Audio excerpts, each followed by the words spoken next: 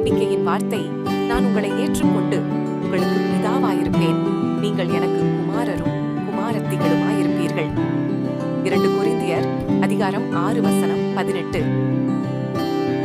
தேவன் தாமே உங்கள் பரம தகப்பனாக இருப்பதாக வாக்களித்துள்ளார். நம்முடைய பரலோக தகப்பனின் சில பண்புகளை ஆராய்வோம். தியாக அன்பு. அவரது நிபந்தனையற்ற அன்பு வேறு எதனுடனும் ஒப்பிட முடியாதது.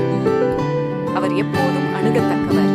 அவர் எந்த நேரத்திலும் உங்கள் அழுகையின் சத்தத்துக்கு பதிலளிக்கக்கூடியவர். உங்களை பாதுகாப்பதற்காக அன்பினால் அவர் உங்களை ஒழுங்குபடுத்துகிறார். அவர் எப்போதும் சரியான நேரத்தில் பதிலளிப்பார். முன்கூட்டியோ அல்லது தாமதமாகவோ பதிலளிப்பதில்லை. அவர் உங்களுடைய நெருங்கிய உறவுக்காக இயங்குகிறார். இந்த குணங்கள் உங்களிடம் இல்லை என்றால் அவரைப் போல் உங்களை மாற்றும்படி கேளுங்கள். ஜெபம். அன்பான ஆண்டவரே, என் தகப்பனாக இருப்பதற்கு மிக்க நன்றி. ஆமேன்.